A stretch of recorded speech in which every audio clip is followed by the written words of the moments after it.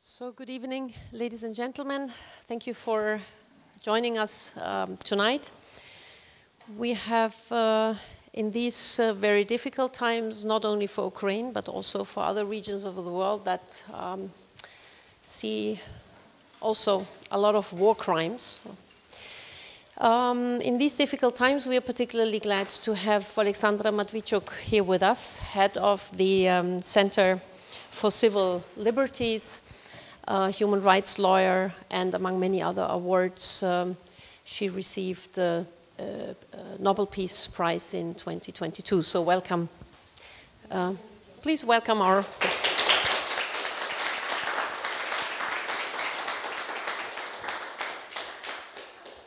Oleksandra Matviichuk will be moderated this evening by Tessa Szyszkowitz. She will also get, of course, tell you more about Oleksandra, and also will lead through this discussion. It was, I guess, it is an interesting coincidence that we had the president of the Ukraine yesterday in Vienna. Never too late, so to speak, because he visited a lot of other European countries, but finally, more or less, finally, he also came to Austria. And we saw a great media echo in the media. Actually, also a number of newspapers and media were interested in speaking to Oleksandra. So what we can say is that there's still great interest. Not in the subject, that would be the wrong thing, but in what is going on in Ukraine, in the war, in what is happening to the people, their suffering. And so I guess let's say, so I'm very happy that you're here, but I guess that the number of people we have here does certainly not reflect Austria's, for sure, great interest in how to overcome, how to stop the war, how to overcome also the sufferings. So again, thank you for you being here, and I hope you will have an interest, I'm sure you will have an interesting evening in this conversation, and also an interesting conversation maybe later on with Oleksandra. Thank you very much.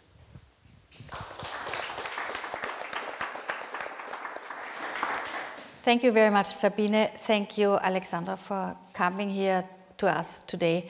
When we sort of developed in Kreisky Forum this talk series, Courage, with an exclamation mark, it was especially because this war in the last 3 years especially, but of course also before, has brought out so much courage of the civil society in the Ukraine, also in Russia, also some in Belarus. And I think it's so important that we bring these voices out here to show that it's not only men with tanks and air force destroying other countries, but that there's also so many people working to stop it. And also in the case of you, Oleksandra, it's not only a question of resisting, but also of documenting. So one of the things that you are doing, and you have started this a long time ago, but now, of course, since the full invasion of Russia into Ukraine in 24th of February 2022, it became so important to document the war crimes that are happening now in the Ukraine. And also because often these documentations can only happen after conflict ends, because of course it's very difficult to do this during a crisis and during a war. And we're in awe of you, how you have the resilience and the courage to act under this duress. And not only is Oleksandra in Kiev, where also today, for example, it was another one of these terrible days where Russia attacks relentlessly civilians from all sides in different cities far away from also the front where the war is soldiers against soldiers. It's in the middle of civilian centers. It kills children, it kills women, it kills people who are outside of conflict zones. And it's a war that is, of course, not ending very soon. But so the fact that you can do this and also represent your work going around in talks in the world to make people aware of what is happening in the Ukraine is extremely important. And we went today and had meetings also where we went to Parliament to speak to the parliamentarians there who are dealing with international politics. It's a very interesting moment now, of course, also to keep up the international support, especially in Europe, because we cannot be so sure if the USA is supporting the victim of this conflict and not the aggressor. And so I'm very, very, very happy that we managed to have this talk with you here tonight. It's Courage number 3. We already had Russian women who are sort of speaking up as a Russian opposition against the regime of Vladimir Putin. So it's very good to have a Ukrainian representative. You, of course, opened the Center for Civil Liberties not only now, but in 2007, and have sort of seen this democratic movement in the Ukraine rise and foster, but also seen the crises of young democratic societies under the pressure of a very strong Russia next door, who always tried to influence the political situation. So you have done several reports on various UN bodies, for the Council of Europe, for the European Union, for the OSCE, for the International Criminal Court. The Center of Civil Liberties also proposes and pushes proposals for legislative reforms to establish stronger democratic institutions in the Ukraine. You have numerous awards that you received. In 2016, the Democracy Defender Award. You were the first woman to participate in the Ukrainian Emerging Leaders Program of Stanford University. In 2022, you were awarded with the Right Livelihood Award, the Sakharov Prize from the European Parliament, and you were recognized by the Financial Times as one of the 25 influential women in the world. You, of course, also received with the Center for Civil Liberties, together with the Russian human rights organization Memorial in 2022, the Nobel Peace Prize. You are now in a situation where you have to collect this documentation of war crimes. Interestingly, just recently, there was a political declaration of European Union foreign ministers' governments, but also in the framework of the Council of Europe. That means it's a wider circle of supporting countries for the establishment of a special tribunal for the crime of aggression. So that means the war of Russia against Ukraine. So that is something which is really a milestone for everyone who is working to establish justice as a weapon in war. Was this a moment that you thought was significant? It was very important. Let me explain why it's revolutionary. If we want to prevent wars in the future, we have to punish the states and their leaders who start such wars in present. It sounds like a common sense, but in the whole history of humankind, we have only one such a precedent.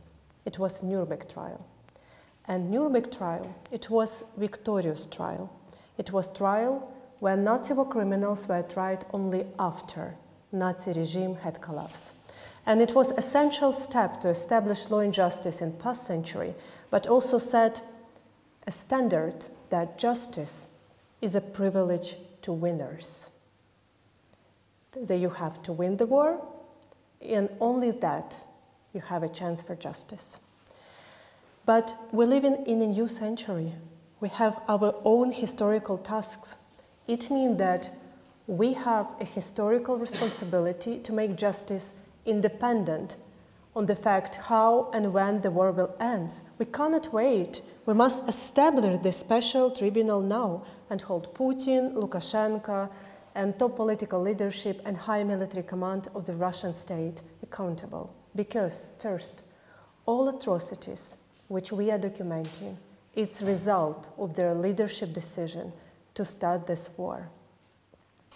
Second, if we want to have a new criteria, we have to establish special tribunal and send a strong signal to the world that doesn't matter. Will you win the war? Will you lose the war? If you start aggressive war, you will be punished. And third, we have to put aggressive war on beyond the legal frame.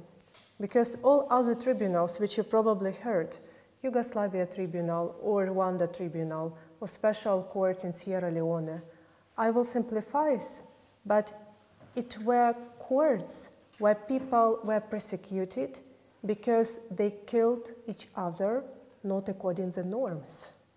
So if they would kill each other according to the norms of international humanitarian law, it will be not such tribunals and courts. So we have to prohibit the war as such.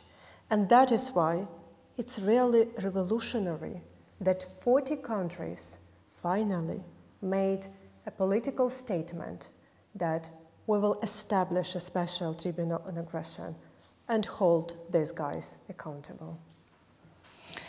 What is interesting is that, of course, when we had the special tribunal for Yugoslavia, people at the beginning thought, okay, nobody will ever bring Milosevic to justice, and in the end, it happened that he was sort of brought to this court. So, as you said, usually it is when conflict ends. So in this case now, we are starting before. The special thing about it is that you can sentence or hold this court, this trial, in absentia. Mm-hmm. So we don't have to wait until the war has actually ended, or if it is possible to reach into who the responsibles to be able to be brought to this court. And Russia, of course, is also has not signed up to this special tribunal, obviously, because we're in the middle of the war. So do you think there is a realistic chance to start this in the next period before there is at least a ceasefire? I think it has to be independent track to all peace talks, because we live in a new century and a lot of changes happened after the Second World War. UN system was created. A lot of international conventions and declarations were signed. So if we will not demonstrate justice, what does it mean? That everything which is written in these conventions and declarations mean nothing? So that's why I'm totally confident that we have to do two tasks parallel. It's good trying to stop Russian war through this diplomatic efforts. I don't think it's possible, unfortunately, because Putin doesn't want peace. Putin wants to achieve his historical goals, but okay. But parallel, we have to work on this track. People sometimes don't understand the meaning of justice. Let me explain this for several perspectives. The first perspective is individual perspective. We are not just documenting war crimes in this war which Russia has launched against Ukraine. What we are literally doing, we are returning people their names. Because people are not numbers, and life of each person matters. I will illustrate it with one story. This is a story of 62-year-old civilian, Oleksandr Shelipov. He was killed by Russians near his house. He was unarmed. This tragedy received a huge media coverage only because it was a first court trial after the large-scale war started. I listened to his wife on the court. His wife, Katerina, shared that her husband was an ordinary farmer, but he was her whole universe. And she told to the judges that now I've lost everything. This is meaning of justice, that we use incredible efforts to investigate what happened with ordinary farmer in a small village. Because justice belongs to all people, regardless who they are, their social position, the types of crime they endured, and whether or not media or international organizations are interested in their case. It's from individual perspective why justice matters, from the historical perspective. All this hell, which we now face in Ukraine, it's a result of total impunity which Russia endured for decades. Russian troops committed horrible crimes in Chechnya, in Moldova, in Georgia, in Mali, in Libya, in Syria, in other countries of the world. They have never been punished. They believe they can do whatever they want. I personally interviewed hundreds of people who survived Russian captivity, men and women, and they told me horrible stories. They told me how they were beaten, raped, smashed into wooden boxes, their fingers were cut, their nails were torn away, their nails were drilled, they were electrically shocked through their genitalia. One young girl told me how she was forced to write with her own blood. Another woman told me how her eye was dug out with a spoon. You mean taken out? Yes.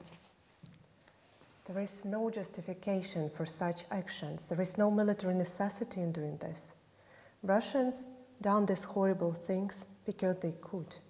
Because they done it in Chechnya, they done it in Syria, and have never been punished. So we must break the circle of impunity, not just for people in Ukraine, but in order to prevent a next Russian attack to the next nation. And third, now I have to do a lot of advocacy visits.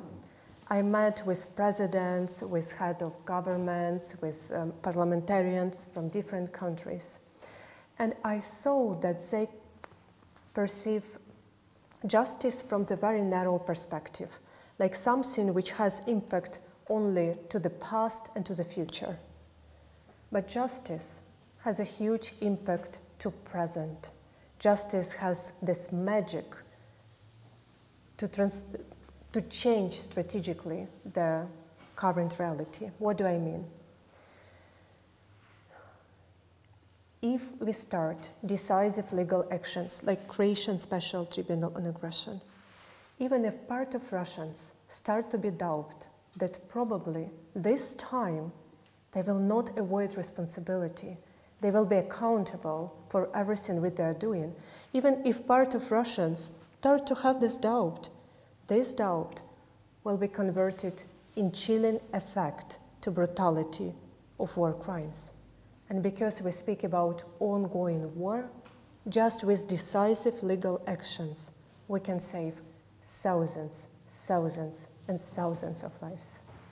I mean, the special tribunal of the International Criminal Court looks to me also a little bit as a drop in an ocean of sort of change, where now the international order is being undermined, washed away by a US administration that creates its own kind of view on international law. We have so many conflicts where international law is broken every day. We have now the Middle East is burning. It's not only the Ukraine and Russia, but as you say, Russia got away with it for a long time. So do we see sort of a weakening, a general weakening of the international institutions and the order as we knew it? And is it enough what we're doing against it? I don't know how historians in future will call this historical period, but international order, which is based on UN Charter and international law, is collapsing before our eyes. This system, which was built after the Second World War by victorious states, who ingrained for themselves in this system irrational privileges like veto power in Security Council of UN, but the system has an expiration date. The system had to be reformed, and without reform, it's just stalling. It's reproducing ritualistic movements. The work of Security Council is paralyzed. Unfortunately, it's easy to predict that such fires like wars will emerge more and more often in different parts of the globe because the international wiring is faulty and sparks are everywhere. But what I understand after a lot of reflection of the situation, we just spoke with you and our common friend Marjorie that the international order and collapse of it was a result of collapse of ethics. What do I mean? We start to understand never again in a very different way. First, probably you know that while the whole world commemorates the end of the Second World War with the slogan never again, Russians celebrated this day with the slogan we can repeat. So it's two different ethics. It's very visible that they're cardinally different. But we, in countries after the Second World War, we also start to understand never again differently. For Ukrainians, never again means we will never again allow evil to dominate. We will fight with evil, regardless that it's such enormous opposing power. We'll say never again to concentration camps, to erosions of someone's identity, to physical extermination of the entire nation, to murders and to sexual violence, never again. And this is not just words for Ukrainians, we prove it on the battlefield. But for people in Western societies, never again means something different. We'll never again put our lives on the risk. We will never again pay such enormous price for our freedom.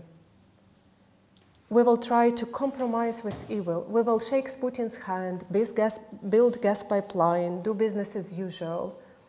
But we will try to do everything, just not to fight with evil. So it's a different type of ethics. And what I start to understand, that problem is not just in fact that in authoritarian countries, the space for freedom is shrinking to the size of the prison cell.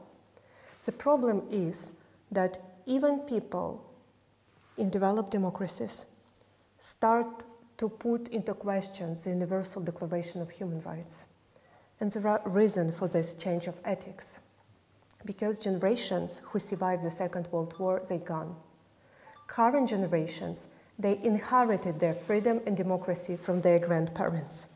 They have never fought for them. They don't understand the value of freedom. They consider that it's something which you have for granted. They became consumers of democracy. They perceive freedom as a possibility to make a choice between different cheeses in supermarket. This is freedom for current generations. But the truth is that freedom is very fragile. You can't attain your freedom once and forever. You make your own choice every day. And now returning to your question, probably people can afford such ethic when the times are peaceful. But we have no peaceful time anymore. We live in a time of the global crisis, when this UN system can't protect people against authoritarians and the wars. And before it was visible just for people in Myanmar, in Syria, in Nicaragua, in Iran, or in Afghanistan. But now it's become visible for people who live in well-developed democracies, that they live in illusion, they have security. They live in illusion, they have human rights guarantees. If Ukraine will not be able to stop Putin, Russian army will go further. Russian army attack next country. What will these people do? I mean, the complacency of our societies here, as we grew up in peace, it is maybe also understandable that people couldn't even, believe that this war was starting. Everyone tried to not see it, not see the signs. And so I think that's quite understandable. The question is, if now we are in this very moment experiencing that everything is being questioned, it's the security of our societies is questioned by aggressive armies like Russia, but also the democratic structures that we were used to, that America would defend, the USA would defend our security with their might and with a diplomatic power. So I wonder if in that sense the Ukrainian society has shown something in the last 3 years that can be an example also for everyone else, that you don't give in. And I think the man who was most surprised about this resilience and resistance against his plans was Vladimir Putin. It's true, but I would never wish anyone to go through our experience, because war probably is the most horrible thing which just can happen in a human life. Nobody wants war. You have to brainwash the hearts and minds of people to celebrate the war with a slogan we can repeat. The normal people have to say that the war is horrible and that's all, no questions. But these dramatic times provide us an opportunity to express the best in us, to be courageous, to fight for freedom, to make a difficult but right choices, and to help each other. Because when Russia started large-scale war, not just Putin, all our international partners were confident that Ukraine has no potential to resist to such enormous opposing power, that Ukraine will be occupied just in 3 or 4 days. I was in Kiev when Russian troops tried to circle my city. I refused to evacuate, and with a part of my team, we continued our work on the ground. So I witnessed how even international organizations evacuated their personnel. But ordinary people remained, and ordinary people started to do extraordinary things. And it were ordinary people who helped to survive under artillery's fire. It were ordinary people who took people out from the ruined cities. It were ordinary people who broke through the encirclement to provide humanitarian aid. And suddenly, it became obvious that ordinary people fighting for their freedom and human dignity are stronger than even the second army in the world. Once again, it's very difficult to live during the large-scale war. But when you're helping each other, when you're risking your life for others whom you never met before, only in this acute moment, you are aware what does it mean to be human. Tell us maybe a little bit more about how your work actually happens. How many war crimes you have so far documented, and how big the team is, how you go about it. Because it's, as you said from your own interviews, you probably need also a whole team of counselors and therapists to deal with the pressure that is afflicted to people who collect this kind of stories. I will start with my personal experience. I'm a human rights lawyer with experience to document war crimes since this war started. We sent our first mobile groups to Crimea and then to eastern regions of Ukraine in February 2014. Because this war started not in February 2022. This war started in February 2014. But even me, with all my experience, with knowledge of international standards, understanding the situation in other countries, because we on constant exchange with human rights defenders from other countries as well, I was unprepared. I was simply unprepared for such enormous scale of human suffering. You can't be prepared for the large-scale war because it's something inhuman.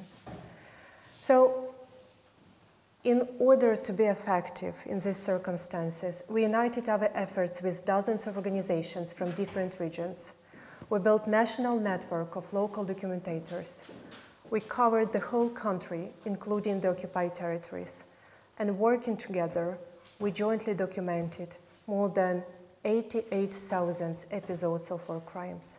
And we document something more essential, just violations of Geneva and Hague Conventions. We document human pain. We have in our database more than 88,000 episodes of war crimes. I would like to tell one story from our database. This is a story of 10-year-old boy Ilya from Mariupol. When the Russians tried to siege the city, they didn't allow International Committee of Red Cross to open Green Corridor and to evacuate civilians. That is why Ilya and his mother, like thousands of other people in the city, had to hide in the basement of their residential buildings from Russian shelling. They melted snow to have water, and they made fires to cook at least some food. But when supplies ran out, they were forced to go out, and suddenly they appeared in the center of Russian shelling. Ilya's mother was hit in her head, and the boy's legs were torn. With the last strength, his mother took her son to the front apartment. It was no medical assistance because prior to this, Russians deliberately destroyed maternity hospital and entire medical infrastructure in Mariupol. So in this friend apartment, they just lay down on a couch and hugged each other. And they were laying like this for several hours. And this 10-year-old boy told to my colleague how his mother died and got frozen right in his arms. How you can be prepared for such stories, hearing this from the 10-year-old boy, knowing that you are adult and you have responsibility, that any kid in any country went through this horror. It's even now difficult to even talk about this, but do the people who work with you, who document, do they get then also counseling, therapy? We have the constant work with psychologists because when you document human pain, you can't be indifferent. You can't be, I'm so professional that I feel nothing. For sure you feel something. You can't hide emotions. We are all humans, first of all. We are not robots. That is why you have to understand that this pain can burn you out and you have to do something to prevent it. I mean, you're also highly endangered, of course, if there are sometimes it's not a place of active war where you go and document war crimes, but sometimes you cannot be sure that it's actually quiet there. So how do you protect also as the center people who go and collect data? When you are in war, you have no protection because war is a lottery. When we go to bed, we have no ideas whether or not we will get up next morning because probably your residential building will be hit this night. For sure, we have some security protocols, and for us, human lives is much more important than information. But everything happens. I bring with me the book of my friend. I took this deliberately to present to you, but I would like to show it to our audience. This is the book of Ukrainian writer Victoria Melina. She was young, talented, and unbelievably brave. She joined my team to fight for justice. We was together in France, in United Kingdom, in several other countries. We spoke about special tribunal on aggression in first months of the large-scale war. She wrote this book about women in the war.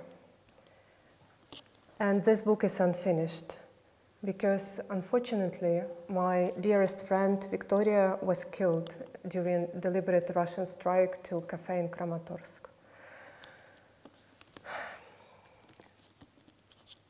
I couldn't read this book. It's still very difficult for me to read it. But regardless that this book is unfinished, people said that it's very good book. That's why I'm presenting it to you. Thank you very much for bringing it. She, of course, was very, very courageous, and it is a tragedy that her life was ended so early. One thing are the people who die in this war. One other group that you deal a lot with is prisoners of war that are being exchanged. We just saw now a huge exchange, actually, again, of Ukrainian and Russian soldiers. These, of course, bring a lot of knowledge to you what happens in Russian prisons. Is this sort of a playbook of what happened in all the Stalinist gulag that we see? Is it different? Do you see differences in how the soldiers are being treated? Are they being kept for exchange by the Russian army? When we speak about long-lasting tradition of impunity, we have to remember that when Nazi war criminals were tried, Soviet Gulag was never condemned or punished for everything which Soviet Gulag did against their own people. So this culture of impunity, it's based on violence, on denial of human dignity and rejection of freedom. And I think that in our modern world, when we analyze any ideology, it's secondary. Is it center, or is it left, or is it right, or is it in corner? The main criteria to analyze ideology is, first, do this ideology reject freedom? And second, does this ideology use violence against people as a main method how to govern the society? Because let's remember, the Second World War was started by left Soviet Union and right Third Reich. So they're different, but they have the same views what the human being is. They see people just an object to be controlled. They deny them in their rights and freedoms.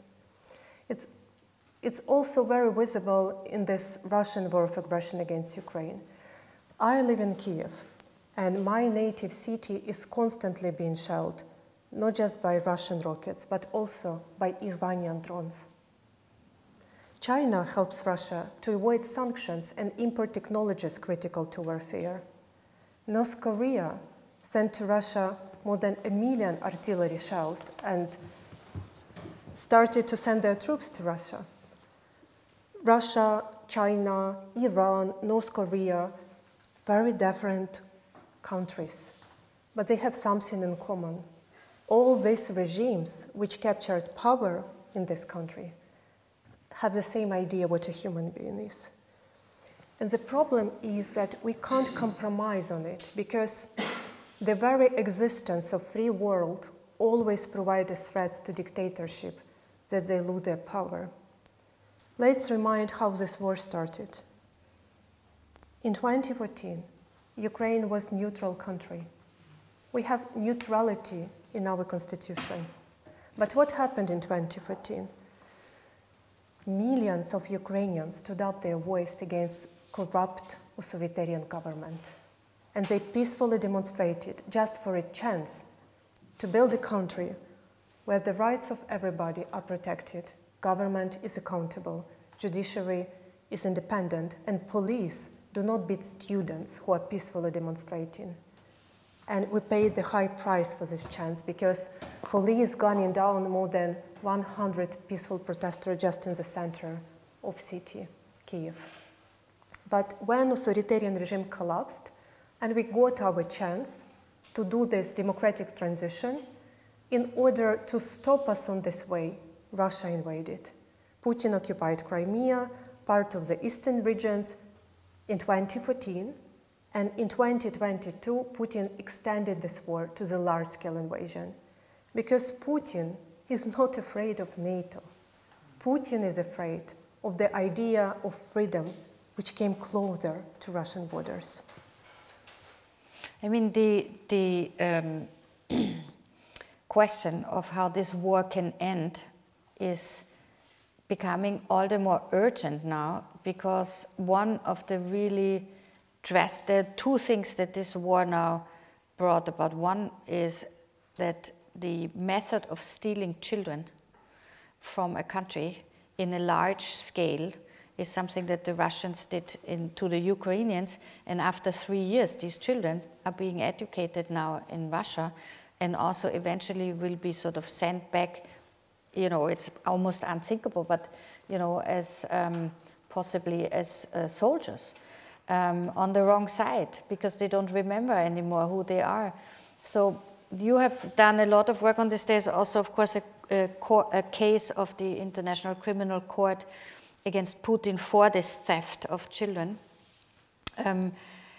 How are the contacts that people are trying to establish to these children? How much, you know, there were a few that are being taken back, but the majority, I believe, you cannot reach. Can you sort of update us a little bit on the situation there? The question of illegally deported children is a very sensitive question for Ukrainians, because for each nation, children is their future. And if you want to stall the future of nation, you have to stall their children. It's visible. When we speak about Ukrainian children, we speak about several categories. First, children from orphanages and other state institutions. Second, children whose parents were killed by Russians, but they still have relatives who want to return them home. And third category is children whose parents were arrested by Russians. But these children also supposed to be adopted by Russian families, regardless of that fact that they have parents. They have parents alive just in Russian captivity. The problem is that we have no time. We have no time because children is very vulnerable to erosion of their identity, to militarization, to the installing this authoritarian software in their mind. Russian legislation provides a possibility for Russian adoptive family to change the name of kid, the date of birth, the place of birth. So even when the parents will be released, if we speak about small kids like 2 or 3 years old, just after some time, they will never remember who they are. They will forget even their real name. So we really have no time because Russia continues occupation and deportation. Children lose their childhood. We lose their children. Russia pretends to be great, but Russia is very poor. A lot of regions in Russia are depressive and people live in unbelievable poverty. It's just Moscow and St. Petersburg. It's rich cities.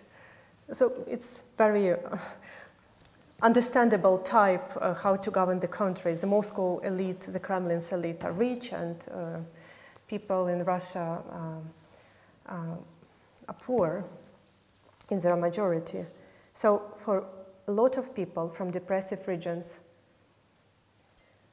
to adopt Ukrainian child, it's a way how to earn money, because you start to receive this state money for this child. And it's put Ukrainian kids in very difficult situation to be adopted by families who don't want them, who just need money to survive. It's make Ukrainian kids very vulnerable to physical violence, to sexual abuse. I will finish with a story which happened in December last year, the story of Oleksandr, a teenager from Ukraine. He was separated with his sister and forcibly transferred to one family, if I'm not mistaken, in Krasnodar region. And he tried several times to return to Ukraine, but because he was a teenager, his documents were taken from him and he committed suicide. So this is just the tip of iceberg what's going on. And how much do you know about the fate of these children?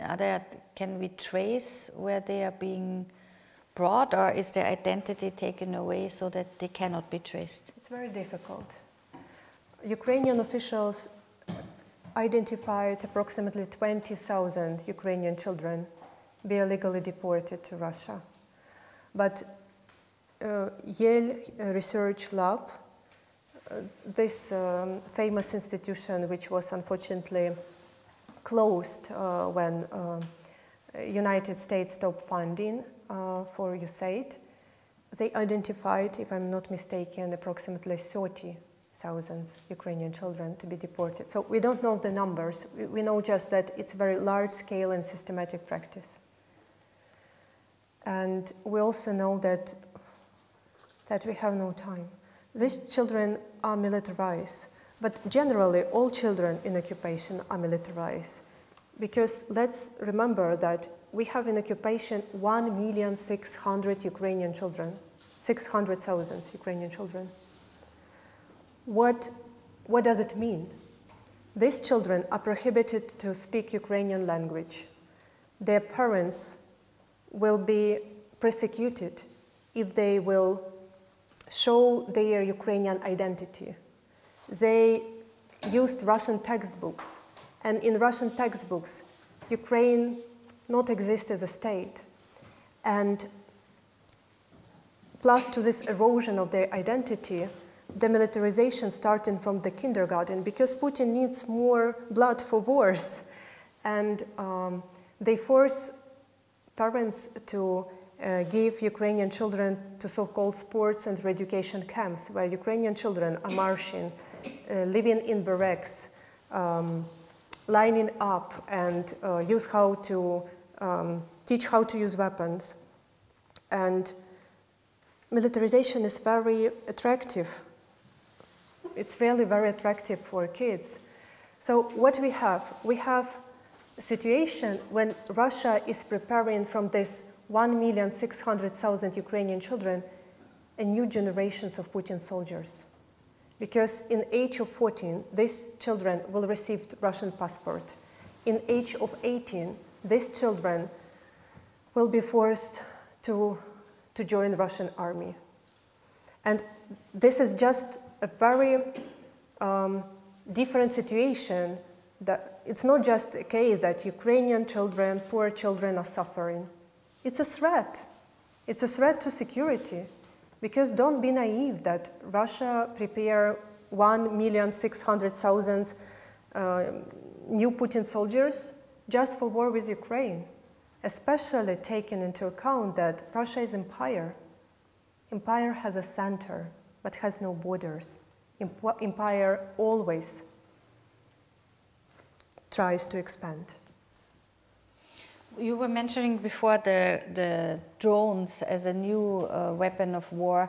There was a recent, so they are built in Iran, but they are also actually built in Ukraine, because this is a whole new industry that is created. And in the Ukraine, of course, it's in the most terrifying way a kind of guinea pig for the experimentation with new weapons, because you are living in war.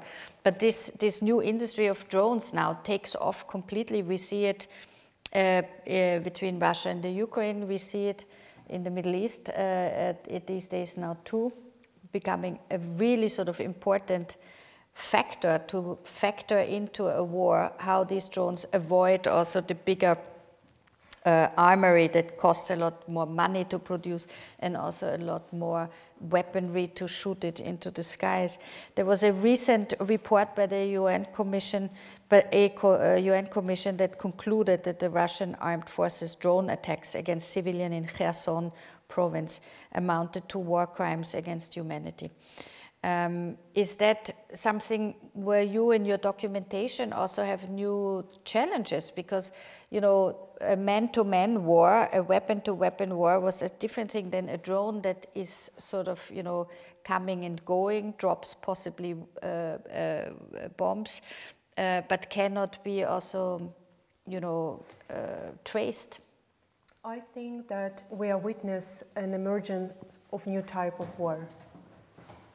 The type of war where not people but robotic armies will be fighting, where AI will be a weapon of the war and new weapons of mass destruction will emerge.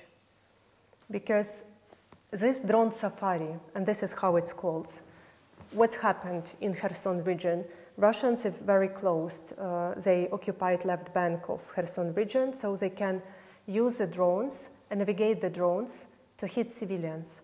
And what this UN Commission on Inquiry wrote, that they did it intentionally. They see child on a bicycle and they kill this child.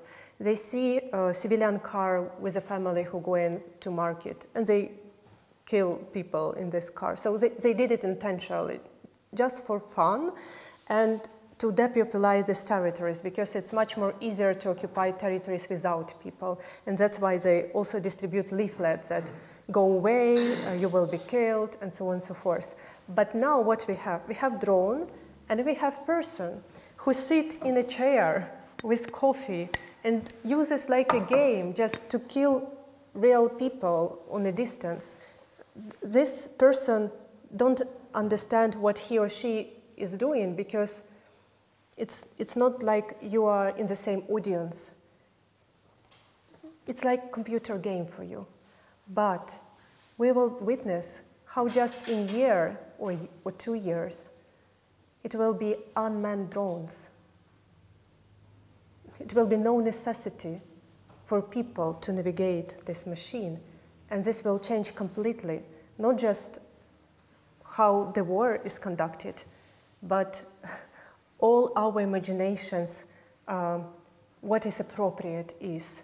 Because when I look to this methods of Russian army, which is based on impunity, as I mentioned, I told to myself, oh my God, these people, they lost the distinction between evil and good. Because even if you love Putin, even if you think that you have a right to occupy Ukraine, why you killed Ilya's mother and hit the boy's leg? There is no explanation for normal people if you have at least this distinction between evil and good. But this machine, how they will be programmed? Who will tell them what is good and what is bad? It's a very scary situation. Very scary. Before we go to questions from the audience, I wanted to ask you one more. You know, you were just describing how many people are under occupation, how many young people, children are under occupation in the territories that Russia now claims it's theirs. If it comes to the question of a ceasefire and negotiations over how to end this phase of the war, a lot of people always say, like, okay, so I mean, Ukraine will have to give up on these territories. What do you think is the possibility of that a Ukrainian government has to or even can give up on some of the territories, because that means, of course, that all the people who are living there under occupation will be given up too? We have to understand what this war is about. Putin started this large-scale war, not because he wanted to occupy Avdiivka or Bakhmut. I'm sorry. Avdiivka and Bakhmut, it's important cities for Ukrainians, especially for locals who used to live there before Russian army destroyed these cities. But it's not Rome, it's not Vienna, it's not Washington, it's not Geneva. Majority of Russians can't find the cities Avdiivka and Bakhmut on the map. Don't be naive. Putin started this large-scale war not because he wanted to occupy Avdiivka and Bakhmut and he lost hundreds of thousands of lives of Russian citizens just for these two cities. Can you imagine how it will be written in the world history? That it was dictator Putin who killed more than hundreds of thousands Russians just to occupy Avdiivka and Bakhmut. It's ridiculous. The goal is different. Putin started this large-scale war because he wanted to occupy and destroy the whole Ukraine and move further. He sees Ukraine as a bridge to Europe. His logic is historical. He dreams about forcibly restoration of Russian Empire. And the problem is that, unfortunately, after 3 years of large-scale war, with all these unbelievable losses from Ukrainian side, from Russian side, after this 11 years of war, Putin doesn't refuse from his goal because human life is the cheapest resource in the Russian state. So it's not a question that we have to satisfy Russia's imperialist appetites with new territories. Russia will not stop. How Russia used previous 8 years of wars, when Russia occupied Crimea and part of eastern regions. Ukraine has zero chance to return these territories. What Russia did, Russia built powerful military base on these Ukrainian territories. Russia prepared the economy for the next wave of sanctions. Russia prepared the army to the large-scale war, and Russia attacks. Because this is a nature. And I see it even from my human rights work. When I interviewed people who survived Russian captivity, they told me that Russians see their future like this. First, we'll occupy Ukraine, and then, together with you, we will go to conquer in other countries. So, not just discuss the future of Ukraine. Let's discuss our common future. Let's tell very honestly to people in European countries that you are safe only because Ukrainians are still fighting and not letting Russian army to move further and to attack next country. Thank you, Oleksandra.